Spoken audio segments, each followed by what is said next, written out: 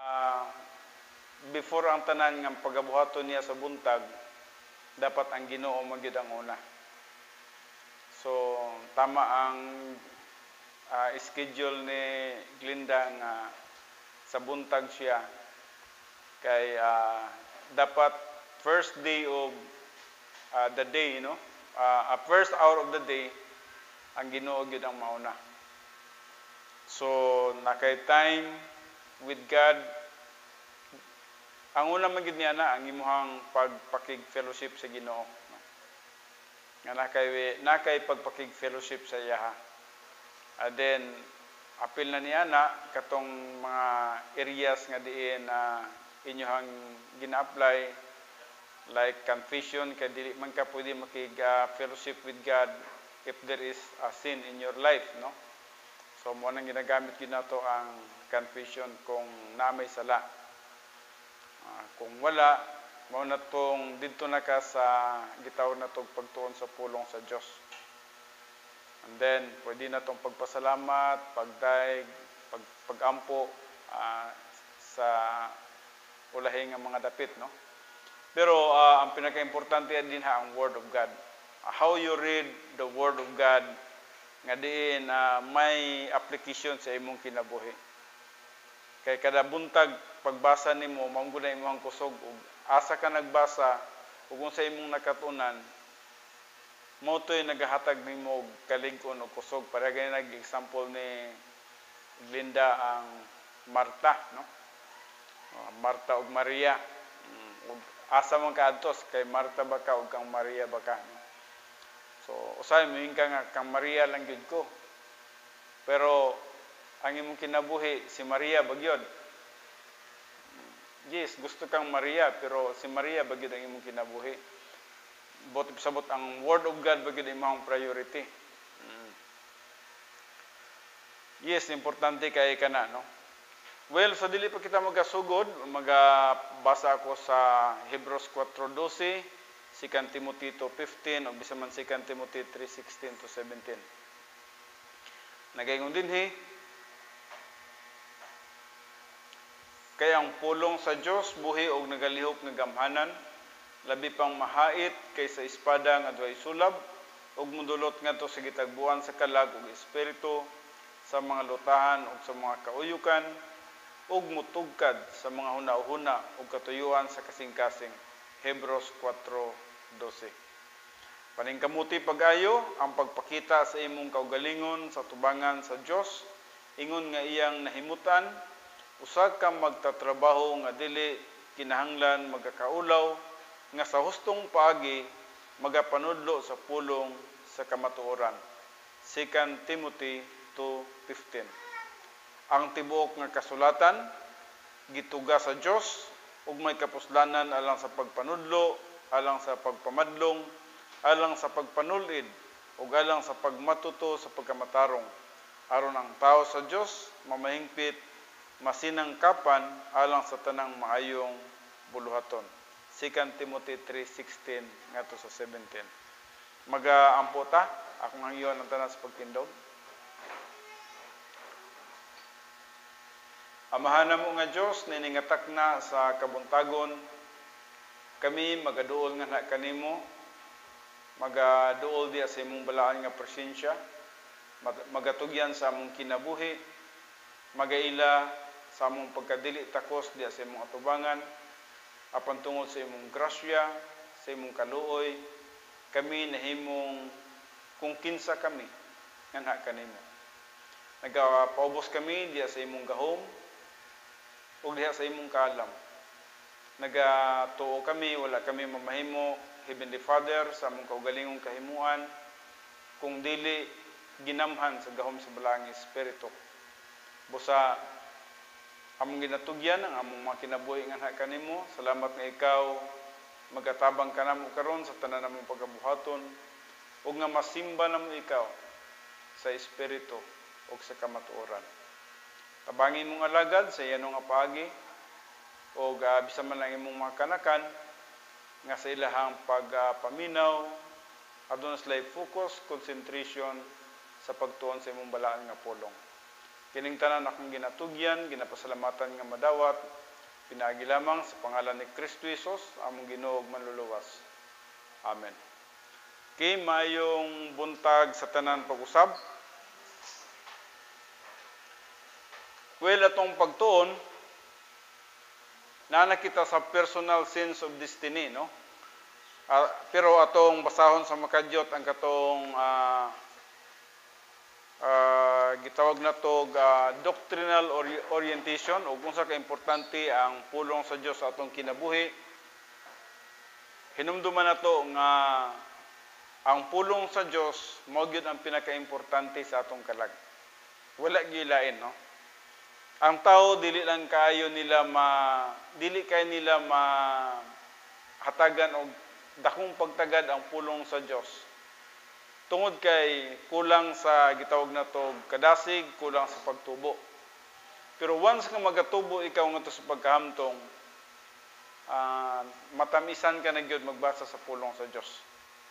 Para sa imuha pagkanindot gyud. From Genesis to Revelation, magbalik-balik kag basa niya na, di ka mapulan, dili ka makapuyan. Ma-amaze ka sa mga history sa Bible. O sa mga kaalam nga makaana ka, grabe ang wisdom nga imong makuha diya sa Word of God.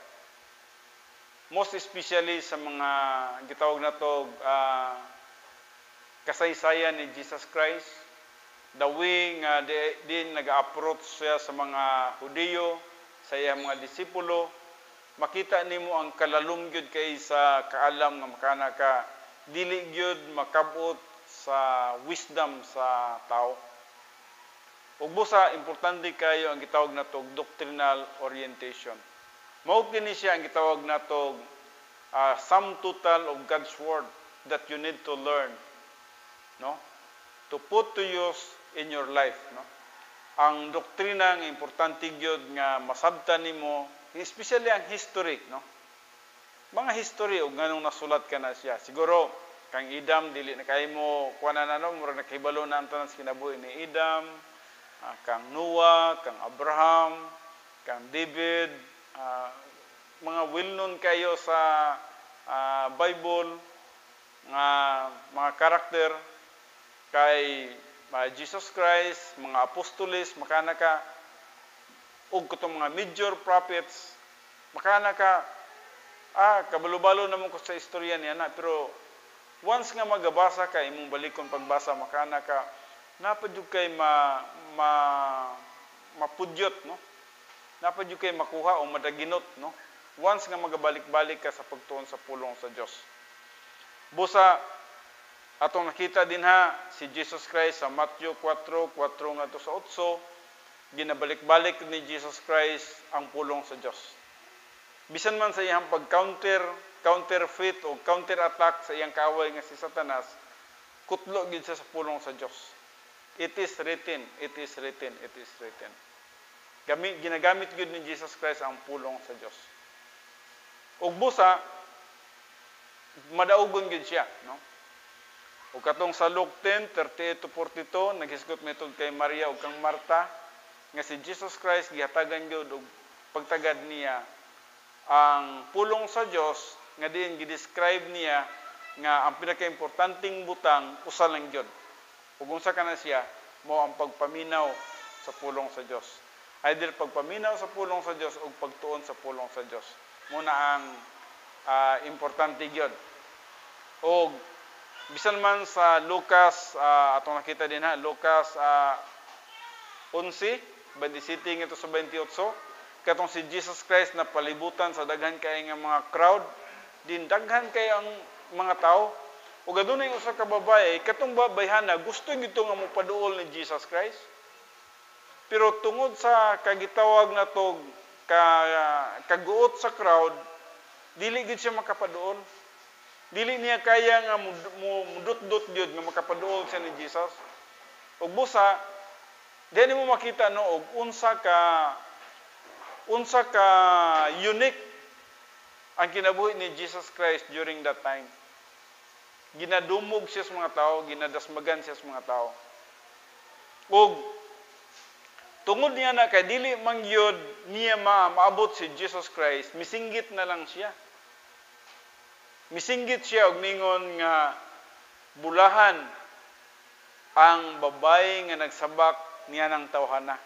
So, buot niya ipasabot, kuyaw ang nag-anak kay Jesus Christ, o ang nag-atiman kay Jesus Christ. Pero unsay giingon ni Jesus Christ? Wala nagpasabot nga wala siya respeto sa iyang inahan. No? Nagrespeto siya sa iyang inahan, pero mas gipalabi ni Jesus Christ ang Word of God. Unsay iyang gitubag sa singgit sa babae, giingnan niya nga mas bulahan kadtong nagapaminaw o nagaaplikar sa pulong sa Dios. So bisan si Mary inahan niya, kung si Mary wala gi-prioritize ang pulong sa Dios o gi-aplikar ang pulong sa Dios iyang kinabuhi, matud pa niya, si Mary is not blessed, is not more important. Ang pinaka-importante kung ikaw imong gitunan ang pulong sa Dios o imong gi-aplikar sa imong kinabuhi. Mao kanang sulti ni Jesus Christ ngadto sa Luke 11:27-28. Mao kanang sa atong devotional time, the more nga magabasa ka, like for example, mga istorya, Bible doctrine ni siya. Pagbasa nimo nini, maka-energize gid sa imo ha. Nindutos kinabuhi nini no. Kining gisulti ni Jesus Christ sa usa ka babae sa crowd. Kanindot niining gisulti ni Jesus Christ kang Marta no nga gipalabi niya ang kalibutan o wala niya gipalabi ang pulong sa Dios. Ug bisan man gani si David, pero tinaghanag statement ni David ug unsa ka importante niya ang pulong sa Dios. Kung magbasa ka kang David, nay kining three major passages, actually daghan kay ning gisulti ni David may tungod sa Word of God. Pero kining Psalms 119:11, Psalms 119:105, Psalms 138 verse 2, mo gyud ni ang naga-emphasize og unsa ka importante ang pulong sa Dios sa life ni David. Sa iyang paglakaw-lakaw nga matud pa niya, ang pulong sa Dios mo kani ang lampara sa akong mga tiil. Na unsa ka importante ang lampara sa atong mga tiil? Buot niyang ipasabot nga dili di ko magkapandol-pandol tungod sa pulong sa Dios. Na may suga, na may lampara. Og kahayag sa akong dalan, matud pa niya ang pulong sa Dios mo'y kahayag sa akong dalan. Now, ikaw karon, sa imuhang journey sa imong kinabuhi, aduna kay ginaagian. Kung wala kay pulong sa Dios, magkarap-karap kay gyud, magkatumba-tumba kay gyud. Pero kung na kay pulong sa Dios, makabarog kay gyud, maka-stand ka bisan man sa gitawag natog mga pagsulay sa kinabuhi. Sumalagot karon nakita sa unsang kahimtang karon. COVID crisis, nya ang COVID nag-develop siya, nag-mutate siya, ngadto na sa ABCD na daw. Delta na daw ta karon. Delta variant. Wa pa ta kabalo anag mo iko pa na. Og hangtod moabot ba na sa letter Z nga masumbi daw, no?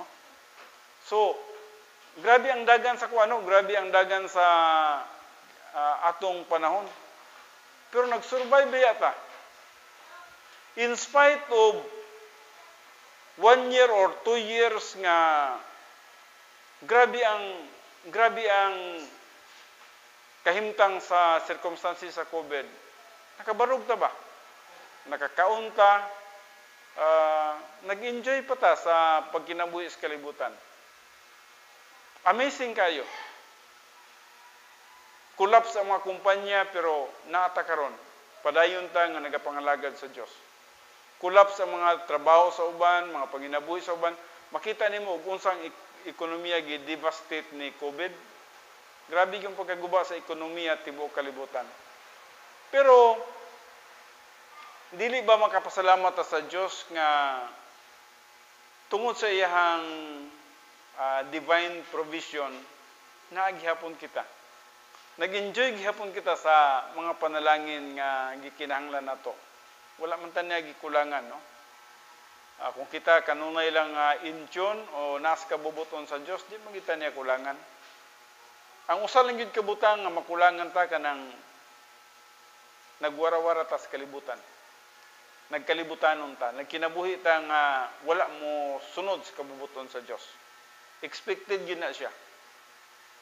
Now, ato nakita bisan sa life ni David sa Psalms 119:11, Psalms 119:105, mato pa niya, ang imong pulong Ginoo gitipigan ko sa akong kasing-kasing. Now, very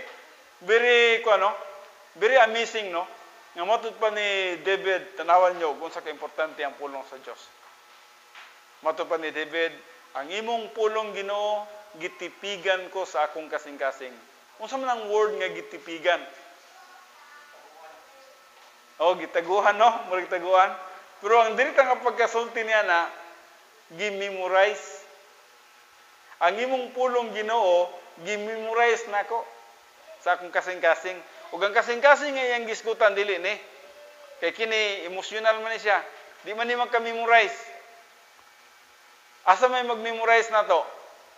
Kini, no? Ang brain. So moto pa ni David, ang imong pulong Ginoo gitipigan ko sa akong kalag, sa akong utok. Gibutang nako sa akong utok, gibutang nako sa akong kalag. Ngano man, aron nga dili ako makasala, batok kanimo. Imagine that kung sa importante ang word of God sa life ni David. Very important ang word of God. Busa alang kanato kung gusto kita nga ang pulong sa Dios atong ikinabuhi sama kang Joshua gitudlo sa the other Sunday ni Glinda, ang life ni Joshua. Ang Joshua 1:8 mo'y maghatag og prosperity sa usa ka magtutuo nga ang pulong sa Dios may priority siyang kinabuhi. Ngano man, dili siya malihis sa mga kalibutanong butang. Ang iyang mga bahandi, dili niya magamit sa mga kalibutanong butang. Kundi maplaster niya ang iyang bahandi. Busa si Joshua, ligdong kayo sa pulong sa Dios nga matud pa niya. Kung si David, ihamang memorize ang pulong sa Dios, si Joshua matud pa, gibit-bit niya kanunay. Ihang gitakil, takil ba ang tawagan ng kanang ihang giuban-uban kanunay. So matud pa ni Joshua, ang imong pulong Ginoo, ako gining gitakin-takin kanunay sa akong, kung pwede lang sa iyang hawak. Parang dili gyud makabuhi ang pulong sa Dios sa iyang kinabuhi. Mao kana ang kaimportante sa pulong sa Dios. Gikan kang Moses pa during that time si Joshua, pila lang ang word of God nga nasulat pa. Ang 5 books of the Old Testament pa lang. Wa pa makumpleto. Sa ato pa karon nga kumpleto na tagikan sa Genesis ngadto sa Revelation, kumpleto na ang inspired word of God, the infallible word of God kumpleto na. Samantalang sa panahon ni Joshua, ang iyang ginabasa ang 5 books lang of the Old Testament. Genesis, Exodus, Leviticus, Numbers, ug Deuteronomy. Wala pa nasulat ang uban, pero matud pa ni Joshua ka-importante sa pulong sa Dios. Now, mo kana siya ang gitawag doctrinal orientation o ngano nga gikinahanglan nato ang pulong sa Dios. Muna nga dinhi sa simbahan, gamay lang ang atong kanta, mas daghan ang atong tudlo. Ug sa panahon sa pagtudlo, mo kana nga kinahanglan gyud og focus, concentration. Kasi matud pa ni Pastor Rowell gahapon, kung sabaw-sabaw lang sa inyo ang pastor nag-prepare og unod, pero kung ang inyong gikaon sabaw lang, unsa man yung pagtubo? Unsa man nimo paghamtong? Gikinahanglan nga kanon gyud nimo ang unod. Kay kanang sabaw supplement ra man na siya. So kinahanglan kanon gyud nimo ang unod para nga mulig-on ka. So sa dihang ang pulong sa Dios itudlo na focus gyud, concentrate gyud. Dili ka magsabaw-sabaw lang. Dili kay kumbiyansahan lang nimo o take for granted ka lang sa pulong sa Dios. Kay ang pulong sa Dios mao gid nay makahatag kanimo og kalig-on o kaligdong sa imong pagpangalagad sa Dios. Now, pananglitan ninyo, nako ihatag ninyo nga example, nakita ninyo ni og unsa ning sugilanon. Kini Bible doctrine, simple kini siya nga Bible doctrine. Sa dili pa ta magadto sa tong pagtuon sa personal sense of destiny, no. Nahatagan nato kini siya og pagtagad. Kining Lot's wife turns to salt. Nakita ninyo na? Kung ganun nga nahimo nga asin ang asawa ni Lot. Now, sa Genesis 19 siya, no? Atong tagagpagtagad sa makadyot na siya. Kana sa simple nga Bible doctrine na siya. Pero paminawan ninyo kung say unsay nahitabo dinhi. Mo kining tawag ang pagkalaglag sa Sodoma. Actually, Sodoma o Gomora ni siya. Now, unsa man day ang nahitabo sa Sodoma o Gomora, dili naman nato kinahanglan basahon kining tanan kay siguro nakahibalo naman mo sa mga istorya niini, no? Now, nganong dili na kayo atong nakita kasagaran nahibalo na nini nga istorya, no? Now, atong nakita kini magong Sodoma o Gomora mao kini ang duha ka dagkong syudad sa Israel. During that time, nga grabe ang gitawag pagkamakasasala sa maong syudad. Then, ang mga katawhan, grabe ang priority nila ang sexual life. Heterosexual o kanang gitawag homosexual. Grabe ang pag-enjoy nila, no? Kung heterosexual man, prostitutions, grabe kaayo ang prostitutions. Kung homosexuals man, lalaki ug lalaki, babae ug babae. O during that time, kung atong basahon ang Genesis chapter 19, atong makita kini siya, mao kining panahona nga diin si Lot adunay duha siya ka bisita. Ug ang bisita niya dinhi mga anghel. Aduna siya bisita nga anghel. Unsay katuyuan sa anghel dinhi nga nganong may bisita kang Lot tungod kay si Lot ginapahibalo nga i-destroy niya ning duha ka syudad, Sodoma ug Gomora. Pero aduna pa ni siya uban nga mga gagmay nga mga gitawag na to mga towns, no, nga naapil niini, no. Pero ang gimension diri is Sodoma and Gomora, the two major cities during that time, no. Sodoma o Gomora. Now, atong nakita dinhi kung gibasa ninyo kini, gisunog kini sa Dios pinagi sa asupre. Gipaulanan siya og kalayo. Ngano man tungod sa pagkamakasasala sa mga tao. Katong akong giingon ganina, tong heterosexual ug homosexual. Grabe ka priority na nila ang sexual life sa Sodoma o Gomora. Jet, pwede nyo ma-close to Jet. Oh. Isira na lang kay ang mga bata mo. Now, tungod niya na naido ka bisita nga anghel si Lot og ang gibuhat sa mga bakla gusto nila nga makigrelasyon niadtong duha ka anghel. Kay balo siguro mo sa istorya niya na, no? Ako na lang i-relate gamay, di na lang nato basahon ang tanan, no? Og tungod niya na si Lot mihangyo gyud sila ayaw intaw nagbuhata kay nakahibalo sila Lot nga mga gamhanan ning naa nako karon, mga bisita nako karon. In fact si Lot nagkompromise si Lot og unsay iyang compromise siya. Namang koy duha ka babae dinha nga wala mahilabti og lalaki. Pwede pa na ihatag ang iyang anak basta ayaw lang ning duha kay kini pinadala sa Dios. Pero bisan pa niya na katong gibuhat ni Lot dili pa gihapon compensating ba nga ihatag niya ang iyang duha ka babae o bisan man ang iyang mga in-laws, no? Pero tungod sa pagkadautan na gyud sa tawo niya ng panahona, halos gubo na nila ang pultahan ni Lot kay mo lagi makighilawa sila sa iyang bisita. Imagine that unsa ka makasasala niya ng panahon. Huwag akong makita karon ba sa atong panahon ba? Grabe. Kami ni DC usahay, ma-disturbo gyud ang tulog, halos magbuntag. Nadiri oh. Ambot kanu sa pa na sila mga wala diri. Makana ko grabe ang kalibutan. ning padulong na pod ngadto sa gitawag kahimtang sa Sodoma ug Gomora. Oo, grabe ang atong panahon karon. Dili lang kay apostasy nagpasabot nga ang mga magtotoo, nag-generate sa ilang pagtuo, pagsalig sa pulong sa Dios ug sa Dios. Degeneracy, nagdalos-os yun. Makita na nimong kalibutan, grabe ang pagdalos-os. Carnality, grabe ang carnality sa kalibutan. Morning nahitabo sila ha. O sa simple nga instruction, dire, gi-instructionan sila sa anghel. Unsay instruction sa anghel sila ha? Stay away from this place. Lot, stay away from this place. Kining dapita, grabe ka makasasala. Og we will destroy. Gipadala mi diri to destroy these cities. Unsay instruction? Stay away.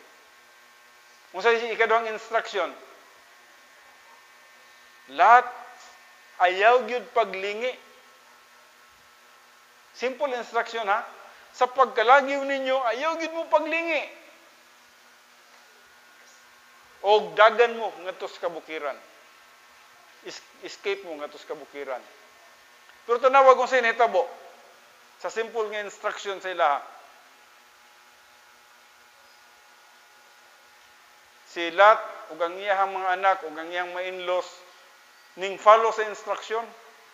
Pero ang iyang asawa, unsa man hitabo siyang asawa? Kalingi sa kalibutan. Siya kaluoy ba sa kong balay dito? Sunugon. Kaluoy ba sa syudad? Kaluoy ba sa kalibutan? Kaya wa siya mo follow sa instruction. Unsay nitabo? Nahimo siyang pillar of salt. Until now. Mubito nang naghahanap ko ba? Akong gikuan ni bang history ba? Matod pa nila sa history, does history and archaeology actually confirm the biblical account of Lot's wife turning into a pillar of salt? History says yes. Sumala sa history. And the native Bedouins, kining Bedouins, morning katong mga native sa Sodoma o Gomora, and the native Bedouins have known this pillar of salt as Lot's wife from ancient times. Until now, kung muadto ka ditong lapita, makasulti gyud sila niya nga kana nga kuan, muna ang asawa ni Lot nga nahimong asin.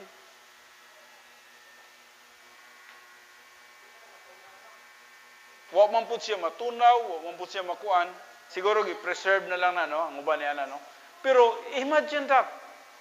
For how many years na pa ang history sa kinabuhi sa asawa ni Lot. Tungod sa iyang paglingi sa kalibutan.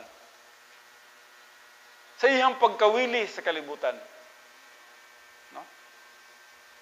Simple kayo no, instruction. Ayaw kawilihi ang kalibutan. Pero si Lot, iyang mga anak, tuloy-tuloy gyud sila. Wa sila mapil. Pero ang iyang asawa, kamong mga asawa, bantayanan gyud no?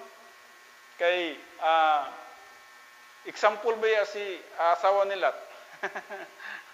dili man hinaon jud ma-generalize na to no, pero nagi-example ba no? Nahimo yung asin. So, Bible doctrine na siya, simple Bible doctrine nga atong masabtan nga dili nato higugmaon ang mga butang sa kalibutan. Mo nang gisulat sa 1 John 2, 15 to 17. Dili nimo higugmaon ang mabutang nining kalibutana. Kay kini mabutang sa kalibutan temporary lamang. Now, katingalahan man gyud kayo nga ang pulong sa Dios grabe ka accurate, no? Pero say makaingon kita ngano man gyud nga naman tay mga problema sa kinabuhi. Mga lamas sa kinabuhi. Na hinumduman gyud nato ha. Ang problema sa atong kinabuhi, duha lang yun. Either punitive or suffering for blessing. Duha lang na siya. Basig nag-antos ka tungod kay mali ang imong mga desisyon sa kinabuhi. Mali ang imong pagpili.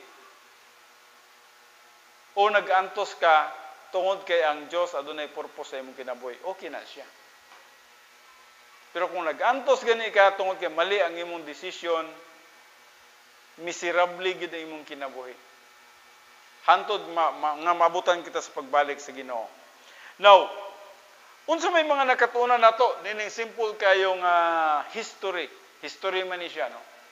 Kaya ang Bible is composed of history, category, and exegesis, grammar, no? Now, history man ni siya, unsa may atong makatunan din sa kinabuhi nila. Basahan na lang ninyo ang Book of Genesis chapter 19, no? Chapter 19. Makita ninyo ang istorya din sa Sodoma ug Gomora ug nganong gipaulanan ka na og kalayo sa Dios. Nganong gisunog ka ng duha ka syudad. Tungod sa ilahang makasasala. So, ma-remember na ko ang ginatudlo ni Glinda ba, nga when you follow instructions, sadyang mosunod ka sa instruction, there is prosperity. But when you disobey, there is miseries, no?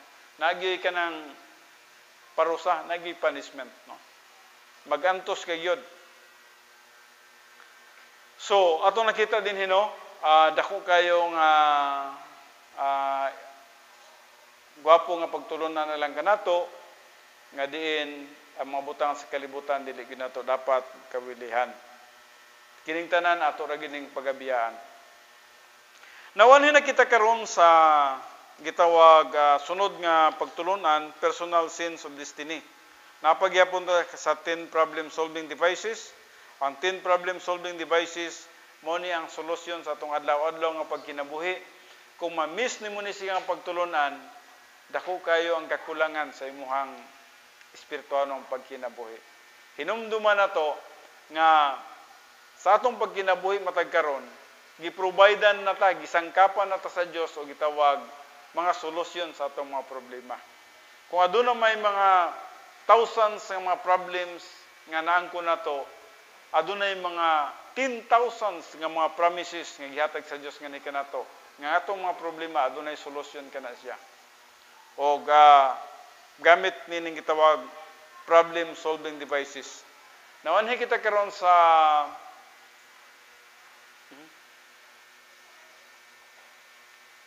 personal sins of destiny.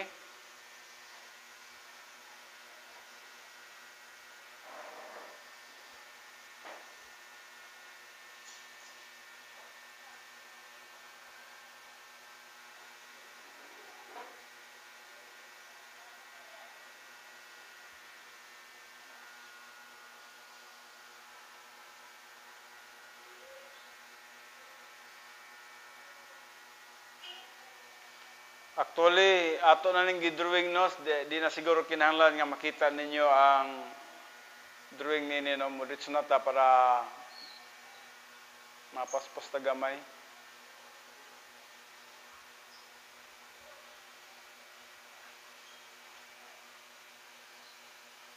So 10 problem solving device.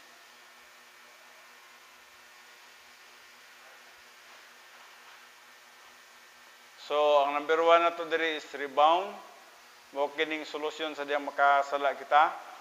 Ang number 2, filling of the Holy Spirit. Mo kana ang gahom nga gihatag sa Dios nga kanato nga sa dihang kita magapangalagad sa Dios. It is the power of the Holy Spirit ang naga-sanctified sa mga believers ug nag-influence ngadto sa pagpangalagad kaniya. Number 3, faith risk drill. Faith risk drill is trusting or confidence on the promises, principles, and doctrines of God's Word through His omnipotent essence. Mo ka ng pagsalig sa Diyos. Kasaligan mo ang Diyos. Amin ba? Makasalig ba ka sa gahom sa Diyos? And then number 4, grace orientation. Nga kitang tanan nabuhi sa grasya sa Diyos. Grace orientation is simply understanding that everything that we have are God's provision. Unsa may naa sa imo karon kana gasa sa Dios, God's provision alang kanimo. Walay ato niini gikan sa salvation ngadto sa gitawag nato sa salvation hantod sa eternity. Kining tanan gasa sa Dios. Igo lamang kita nga nag-enjoy sa mga panalangin nga gihatag sa Dios nga ni kanato, lakip na ang atong spiritual growth, no? o ang atong opportunity sa pagpangalagad kaniya. Mao kining grace orientation. Doctrinal orientation, humanata nini ug unsa ka importante ang pulong sa Dios sa atong kinabuhi ug nanata karon sa gitawag personal sense of destiny. Now, personal sense of destiny, we believe that we have a wonderful life with God in the future. Mo ni siya, no? Personal sense of destiny. No? Na kay destined na ka.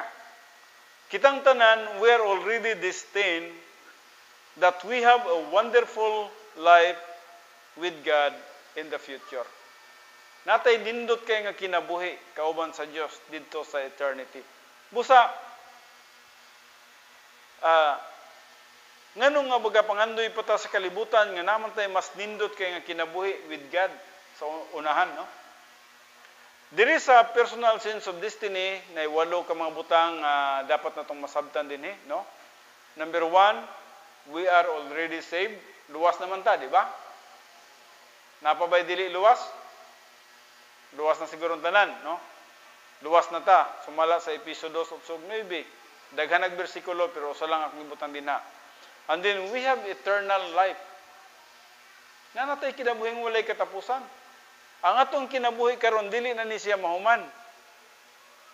Basig maghuna-huna pa ta nga inig kamatay taman lang diha atong kinabuhi. No. Ang kamatayon dili may katapusan sa kinabuhi. Ang kamatayon mo'y sinugdanan sa walay katapusan nga kinabuhi. Mo na dapat natong masabtan. So we have eternal life. 1 John 5:11-13. Og karon pa nga buhi pa ta nahibalo na ta nga aduna tay eternal life. Unsa ka taas ang eternal life? Ha? Unsa ka taas ang eternal life? Walay katapusan. Eternal. Everlasting. No ending. Mo nang gisgutan nina. Eternal life. Nanatay kidabuhing walay katapusan. Dinhi sa yuta, maglikay-likay po ta sa mga sakit kay di ta gustong mamatay. Pero didto, di na kita mamatay. Nalagitay walay katapusan nga kinabuhi. Natay eternal life dito. And then, aside niya ng natay eternal life, we have eternal joy. Malipayon kas kadunay dito. Diri, na may panahon nga mag-anay mong naong. May panahon nga magsubo ka. Diri, na panahon nga ang imong kinabuhi murag dili nindot, no? Kaya nagadepende mong ta sa circumstances, no? Murag nagadepende ta sa atong makita, nagadepende ta sa atong madungog, nagadepende ta sa atong maangkon, o sa atong mga pangandoy. Murag mo na happiness sa tao sa yuta. Pero dito, we have eternal joy. Sumala pa sa Revelation 21 verse 4, wala na iluha ang atong mga mata. O kung wala na iluha, nagpasabot ka na siya nga wala na ikagulanan dito. Kung saan ang naa dito? Ang kalipay nga walay katapusan. So, eternal joy. Karon maghuna-huna pa man tanong nga mag-happy-happy pa ta, no? Diri sa kalibutan, ang happiness sa tao kanang magsuroy-suroy, moadto kog beach, moadto ko og kanang Vikings, nakatilaw na po ba akong Vikings. Bisag dili jud ko gusto og Vikings ba, pero nakatilaw na po kog Vikings ba, no? Nagpapilapil na lang po ko dito, no? So, muna ang tao, murag lipay ang tao niya na, no? Kanang atog beaches, gwapo nga beaches, mo experience o kanang, unsa ba nang bagong kalibutan din ha, unsa ba nang mga naa din ha, no? So, malipay man ta na, no? So, muna ang kalipay sa tao sa kalibutan, makabaton ni ini, makabaton ni ana, makabaton og mga murag importante nga mga butang, valuable nga mga butang. Murag muna ang kalipay sa kalibutan, no? Pero ato nakita pag mawala na siya, mag-uol. Mag-uol. So nagpasabot nga dili siya genuine na kalipay ang nasa kalibutan. Pero dito natay eternal joy. Wala na luha ang atong mga mata. Wala na suffering. Ug mato pa ni Jesus Christ, this joy I give unto you. And dili lang iyang ihatag sa tuwa, gusto niya nga ma-experience na to ang kaabundansya sa kalipay nga ihatag ni Jesus Christ nga ni kanato. Sa John 15:11. And then we have eternal peace. Aduna tay kalinaw nga walay katapusan na dito. In fact, wala na gubat dito, di na tamadok dito gubat. Wala na COVID dito, di na tahadloko ni Delta variant. Diri adok-adokon po no. Nanghagit na to si Ruel nga, Pastor, pakuha na ta, pa-injection na ta. Kaya naday moderna nga libre. Atong sangad lapod, gagit po kong gister. Pero kaya di man kapasar ang ilahang injection sa Amerika, mo tuway biya kong Amerika. So, wala lang sa akong masugot. Kaya mapusoy ang akong pagadto sa Amerika. Bitaw, no? Dili, si Mrs. Mingon pa si Mrs. nga, ayaw lang sa, minaw lang sa ta. So, dagan ang ingon, sige na, pa-injection na ta, no? Usahay, ang atong una-una nga, basig matakdan ta, at least dili na severe, no? Matakdan man tag COVID, di na ta mamatay. Kaya mo na ilahang permanenteng ginapaybalos tuwa. Matakdan pa kag COVID, pero at least dili na ka mamatay. Mo na, no? So, ana ang ilahang ginatudlo sa tuwa. So, pero hinumduman nato nga sa Dios natay eternal life, no. And then natay eternal peace dito. Kinabuhi nga malinawon so walay katapusan. So wala na COVID dito. Bisan pag mo abot na ng COVID sa letter Z, no. Di na ta madok kana dito. Wala na dito. Wala na gubat dito. Karon hadla-hadlaon pa tanin ning mga dagkong mga nasod sa pagpakita sa ilang mga nuclear weapons. Perting dagwa usa ka truck. Yun ani kataas siguro nga truck nila gipakita-kita nila. Nya usa ra gid na siya ka bala. Usa ra na ka bala mulupad pak pag mutug pa na sa imong nasod. Aninipot lagi ang labas gyud kung maigo ta, no? So iyon ana, no? So, buti pasabot nga nining kalibutan na wala pagyoy, di pa nimo matagamtaman ang tinuod nga kalinaw. Walay kalinaw. There is no eternal peace. Kinsa may nagdahom nga nanakay eternal peace karon, no? Wala. Ang eternal peace maangko na to didto na sa eternal state, no? And then our citizenship is in heaven. Sumala sa Philippians 3:20, no? Ang atong puy-anan dito gyud sa langit, no? Nahinumduman nato nga above the earth is heaven, no? Adunay tulo ka layers ni siya. Ang heaven adunay 3 layers. Above the earth gitawag kinig atmospheric heaven. And then ang kabituunan gitawag og stellar heaven. And then luyos kabituunan gitawag siya og the abode of God or the throne room of God. Now, hinumduman nato nga kining tulo ka langit mausab kini siya sa dihang didto na unya sa eternal state. Nganong mausab kini siya tungod kay buhaton ang bagong langit ug bagong yuta. Og adunay descended, no? Gikan sa langit nga mao ang New Jerusalem. Ug hinumduman nato nga ang New Jerusalem will be part of the new heaven during that time. Naalang siya sa tunga-tunga sa ug sa yuta.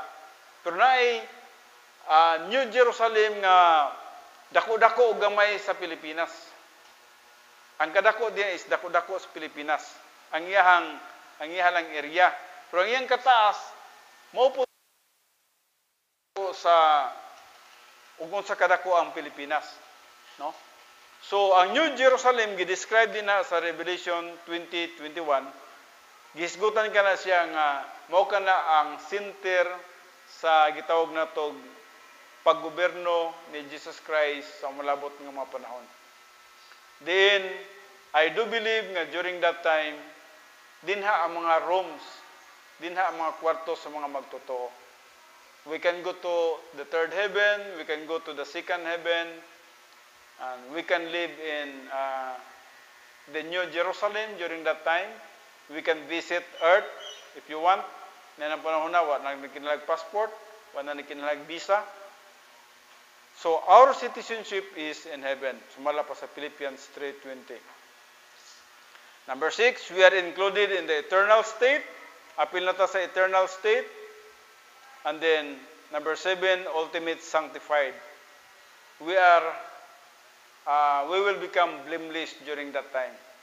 When we are with God, dili na kita makasala pa. In fact, we are locked to righteousness, no? Nakasirado na ta sa pagbuhat sa mga tanan nga mga pagkamatarong. And then number 8, we are with God forever.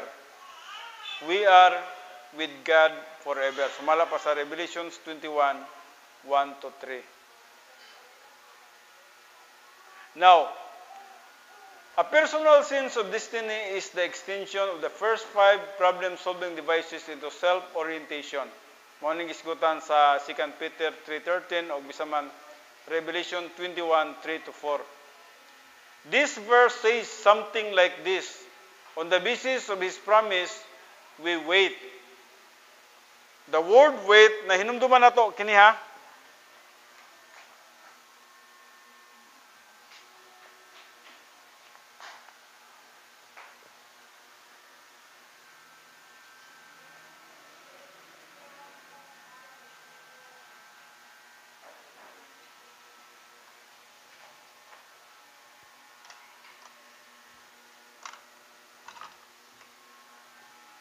Ang pulong wait, no? Sa Griego, gitawag kini siya og prosdukaw. Gitawag siya og prosdukaw.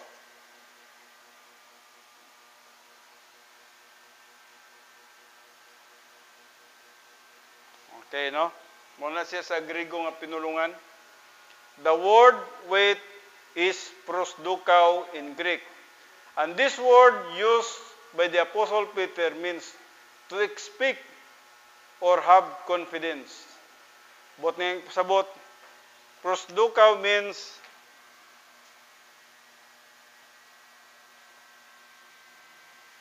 to expect or have confidence.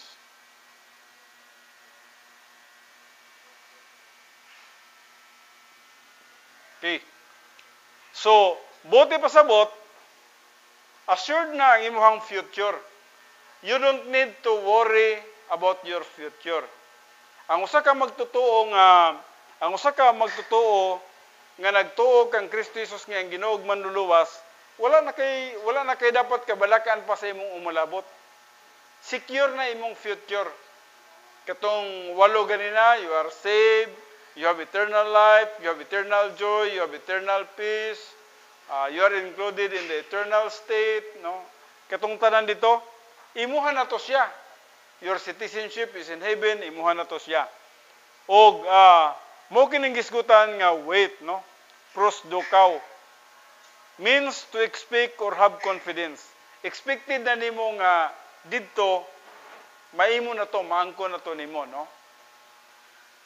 This word used by the Apostle Peter means to expect or have confidence. We are to use this faith still and have confidence in God's plan for our lives. So, naibalo na kita sa plano gyud sa Dios sa atong kinabuhi. Now hinumdumi ha.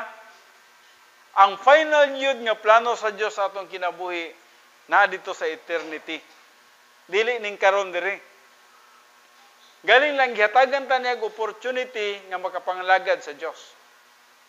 Munang muinbis gyud ta. Kay natay opportunity samtang buhi pa ta.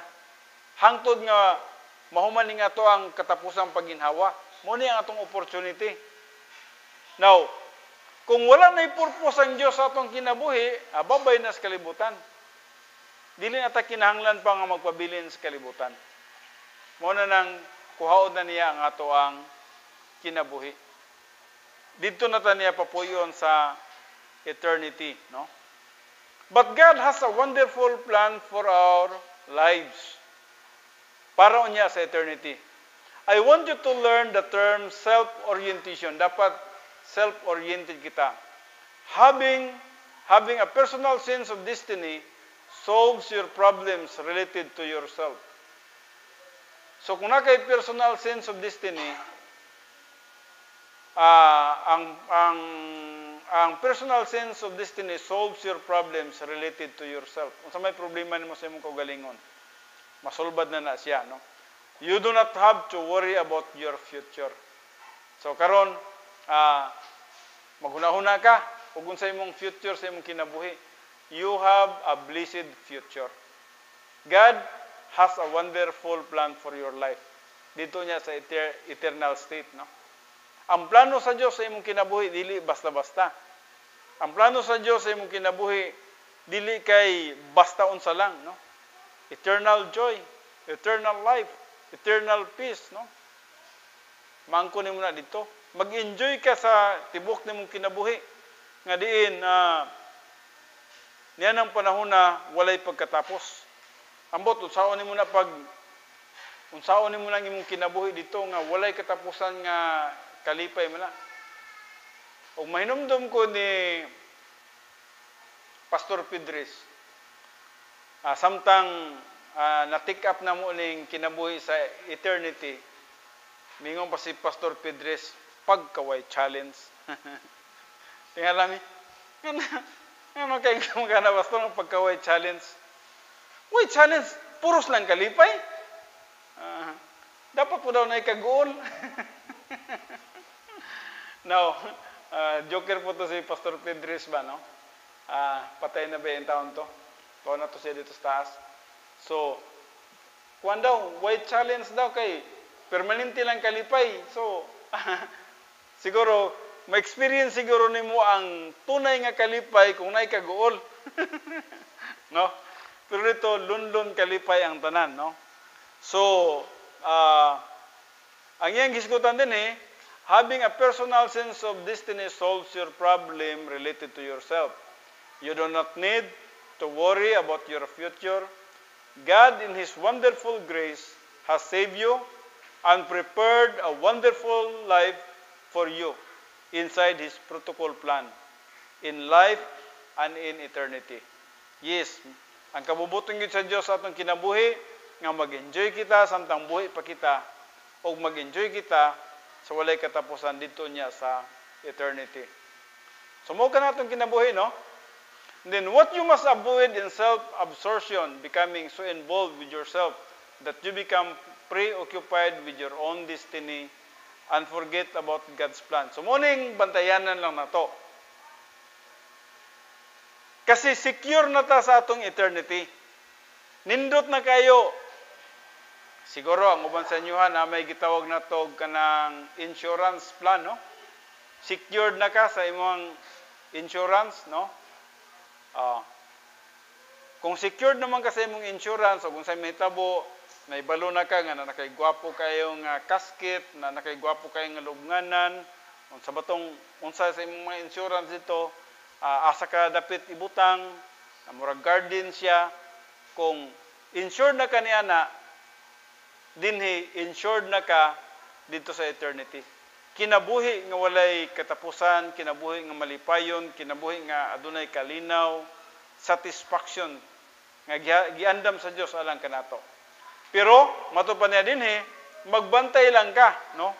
Kay Basig mo ning mahitabo, becoming so involved with yourself that you become preoccupied with your own destiny and forget about God's plan. Unsay gisgutan niya dinhi?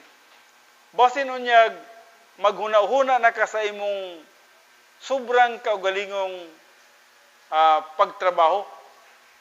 Nga motrabaho kag tama niini kay gusto ka makaadto sa ganti, makaangkon ka sa ganti, makaangkon ka sa maayong kinabuhi sa eternity.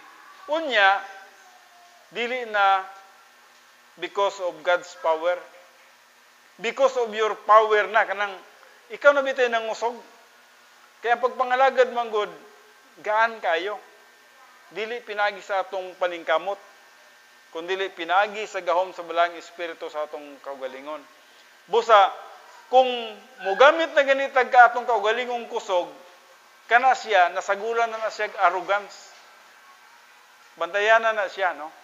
Nga ang atong mga pagbuhat sa kalibutan, it is purely empowering with the Holy Spirit. Ang balang espiritu mo ay nagtrabaho sa tua sa dihang nagapangalagad kita sa Dios. Once nga mo exert kitag effort, ang danger din ha is arrogance, no? Kung aduna nay arrogance, no? So man yang gisgutan. So concentrating on yourself is dangerous because it leads to arrogance, no? Kung sabi to kanang naay mga achievement, no? O sa tungod mong gud nako, ako gyud nini, ako gyud hero nini. Bantayanan na siya kana obvious kay na siya, klaro kay na siya. Pero ibutang na to nga dili niya na nga kahimtang dili kayo obvious. Pero sa sulod sa imong kinabuhi, nag-function ka not in the power of the Holy Spirit. Nag-function ka sa imong kaugalingong kusog. Murag para bitaw sa imong nga nagiging sa imong kaugalingon nagsalig na ka, overconfident na ka sa imong kaugalingon, o na bypass na nimo, na baliwala na nimo ang balang espiritu nga supposed to be siya ang adunay na i-power sa atong kinabuhi sa pagbuhat sa mga espirituhanong mga butang. So mato pa din concentrating on yourself is dangerous because it leads to arrogance. Kana magsulti na ka nga nahitabo ni, na angko ni, tungod nako, nagtrabaho jud kag taman kay parang nag-exert kag effort ba kay sa imong pag-exert og effort nga kinaugalingon lang, arrogance na siya. So you must concentrate on God and His plan for you by learning and applying His word each day. So i-prioritize nimo learning and applying God's word each day. Mo na ibantayan na to, no? This causes you have a divine viewpoint that will free you from worry or self-absorption. The spiritual mature believer has self-confidence based on God's word. He has self-realization by learning God's plan, thinking about his choices, and solving his problems. He has self-direction because he understands God's plan for his life. So doon na siya direksyon ng insakto. Tungkol kay nahibalo siya sa plano sa Diyos sa iyang kinabuhi. He has self-motivation to study and grow and fulfill the plan of God, the best of his ability. So una gyud na aduna siya motivation nga mo study sa pulong sa Diyos og mo fulfill sa plano sa Diyos sa iyang kinabuhi. His life has meaning and purpose and is defined within the pages of God's Word. So adunay plano o katuyuan ang Diyos sa atong kinabuhi. Do you know why you are here? Nahibaluan ba nimo og ganong buhi pa ka? O ganong napata karon dinhi? Mag 2 years na ba ang COVID, no? Pero wa pa ka nakapangutana sa imong kaugalingon, nganong napaman ko? Nganong napaman ko? Why I am here? Nganong napaman ko diri? Tungod kay napay ipabuhat ang Dios sa akong kinabuhi. Nganong napaman ka diri? Napay ipabuhat ang Dios sa imong kinabuhi. Do you get preoccupied with your problems and lost sight of your destiny? Kung mag-focus ikaw sa problema, dili na nimo makita ang imong destiny in the plan of God. Ug busa nagkinahanglan ikaw rebound and to recover the feeling of the Holy Spirit in order to maintain your spiritual momentum. Mo kini siya ang spiritual self-esteem, no? O sa sunod nga Domingo dinhi na kita sa personal love for God, ang number 7. O dinhi na sa kita kutob sa atong pagtuon karon sa personal sense of destiny. O akong hangyon ang tanan sa pagtindog, mag-ampo kita. Amahan mo nga Diyos, nagadayeg, nagapasalamat kami nga na kanimo, bisan man sa imuhang wonderful plan for our lives. Thank you so much, Heavenly Father, nga sa eternity, adunay kayo giandam alang kanamo, mga butang dili gyud mawala gikan kanamo. Sama kang Maria, gina-prioritize niya ang pagpaminaw o pagtuon sa pulong sa Diyos.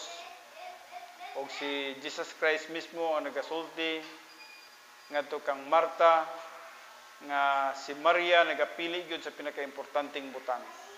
Nagapili sa mga butang nga dili mawala gikan kaniya. Nga iyang maangkon kana siya hangtod sa eternity. Father God, thank you so much sa opportunity nga magihatag ni kanamo nga doon na kami panahon sa pagtuon sa imong pulong ug pag-aplikar niini sa adlaw na mga pagkinabuhi. Ginadayeg ug ginapasalamatan kanamo niini, ginauli ginamo ang tanang pagpasalamat ug pagdayeg kanimo. Pinagi lamang sa pangalan ni Kristo Jesus, among Ginoo ug Manluluwas. Amen. Akong ihatag kay